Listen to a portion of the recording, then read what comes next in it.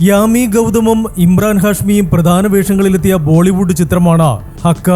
ഇന്ത്യയിൽ നിന്നും മികച്ച നിരൂപക പ്രശംസ നേടിയ ചിത്രത്തിന് രാജ്യത്തിന് പുറത്തു നിന്നും വലിയ അംഗീകാരമാണ് ലഭിക്കുന്നത്. ഇന്ത്യയിൽ മാത്രമല്ല പാകിസ്ഥാനിലും നൈജീരിയയിലും ചിത്രം വളരെ പെട്ടെന്ന് തന്നെ ഹിറ്റായി മാറി. 1985 ഷാബാനു കേസിൽ നിന്ന് പ്രചോദനം ഉൾക്കൊണ്ടാണ് ചിത്രം നിർമ്മിച്ചിരിക്കുന്നത്.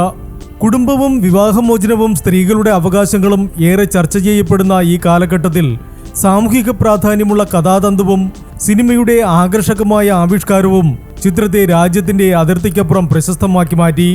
ഭർത്താവിനെതിരെ ജീവനാംശത്തിനായി നിയമപോരാട്ടം നടത്തുന്ന ഷാസിയ എന്ന യുവതിയുടെ കഥയാണ് ഹക്ക് പറയുന്നത്. ഏറെ പ്രേക്ഷക പ്രശംസ നേടിയ ചിത്രം സ്ത്രീകളുടെ അവകാശങ്ങളെ പലപ്പോഴും തള്ളിക്കളയുന്ന പുരുഷാധിപത്യ വ്യവസ്ഥയിൽ നീതിക്ക് വേണ്ടിയുള്ള ഷാസിയയുടെ പോരാട്ടമാണ് സിനിമയിൽ ചിത്രീകരിക്കുന്നത്.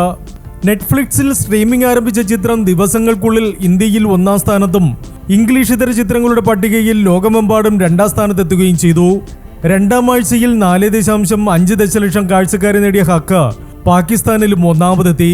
വിവാഹമോചനത്തെയും സ്ത്രീകളുടെ സാമ്പത്തിക അവകാശങ്ങളെയും കുറിച്ചുള്ള ചിത്രീകരണം പാകിസ്ഥാനിൽ ഏറെ ചർച്ചകൾക്ക് വഴിവച്ചിട്ടുണ്ട്. ഈ സിനിമയുടെ വൈകാരിക ആഴം എന്നെ വളരെയധികം സ്വാധീനിച്ചു. ഈ സിനിമ എന്നെ കണ്ണീരിലാഴ്ത്തുന്നു.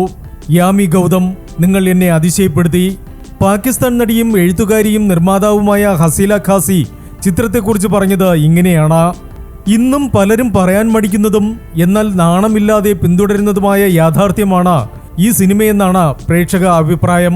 ഈ സിനിമയുടെ വൈകാരികത അത് അനുഭവിച്ചവർക്ക് സ്വന്തം കഥയാണെന്നും കാണികൾ പറയുന്നു. ഷാബാനോ ബീഗം കേസിലെ സുപ്രീം കോടതി വിധിയെ അടിസ്ഥാനമാക്കി പത്രപ്രവർത്തകയായ ജിഗ്ന വോറ എഴുതിയ ബാനോ ഭാരത് കി ബേട്ടി എന്ന പുസ്തകത്തിൽ നിന്ന് പ്രചോദനം ഉൾക്കൊണ്ടാണ് ഈ ചിത്രം നിർമ്മിച്ചിരിക്കുന്നത്. Entertainment desk, Movie max.